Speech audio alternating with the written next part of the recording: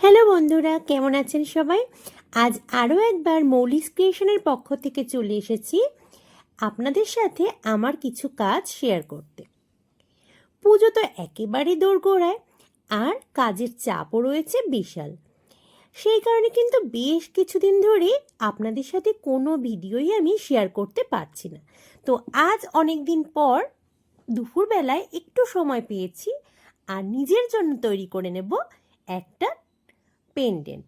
তো চলুন সবটাই শেয়ার করি আপনাদের সাথে। আমি কিন্তু কথা বলতে বলতে ক্লেটা তৈরি করে নিয়েছি, এবং আপনারা দেখতেই পাচ্ছেন সেটাকে একটা রাউন্ড শেপে আমি কিন্তু কেটে নিয়েছি একটা কন্টেনারের মুখটা দিয়ে। এবার যেই কাজটা করছি সেই সবটাই কিন্তু চলুন দেখিয়ে দেব আপনাদেরও।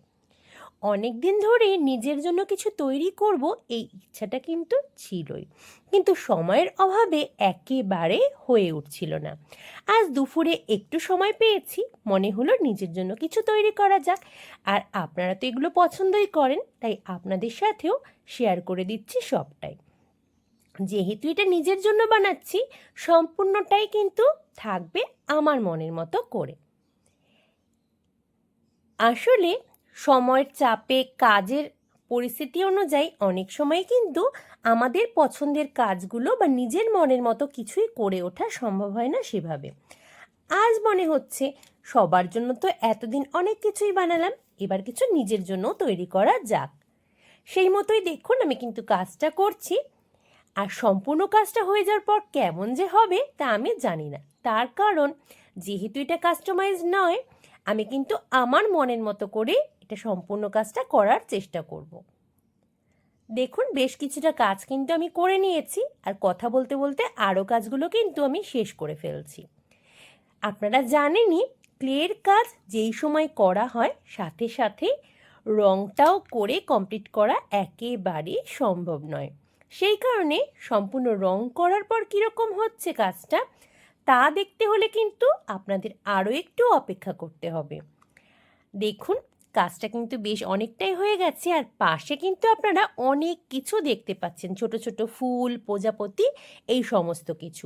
আসলে কাজ করতে করতে অনেক সময়ই আমাদের কিন্তু ক্লে কিছুটা পরিমাণ বেশি হয়ে যায়।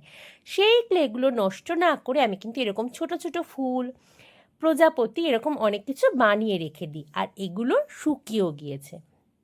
অনেক সময় এগুলো কানের তৈরির কাজে বা অন্যান্য কাজেও ব্যবহার করে ফেলি। এগুলো যেহেতু বেশ কয়েকটা রয়ে গেছে, আর আমারও মনে হচ্ছে এখন নিজের জন্য যখন কিছু গয়না করতে বসেছি তখন এগুলো ইউজ করেই কিছু একটা করি। সূর্যমুখী ফুল তো আমার ভীষণই পছন্দের, আর আপনারা জানেনও বিভিন্ন ধরনের সূর্যমুখী ফুলই কিন্তু এই ক্লের মধ্যে করানো যায়। আমি কিন্তু আজকের যে কাজটা করছি, আমার যেহেতু ফুল ভীষণ পছন্দের, ফুলের ওপরেই রাখতে চেষ্টা করছি, আর মাঝখানে একটা বাটারফ্লাইকেও ইউজ করেছি। দেখা যাক সম্পূর্ণ কাজটা হয়ে যাওয়ার পর সম্পূর্ণ পেন্ডেন্টটা কীরকম লাগে দেখতে। আমিও যেহেতু বুঝতে পারছি না ঠিক কিভাবে করতে চলেছি, আর আমি আগেই বলে নিয়েছি এটা কোনো কাস্টমাইজ হার নয়, সেই কারণে আমি আমার মতো করেই করবার চেষ্টা করছি।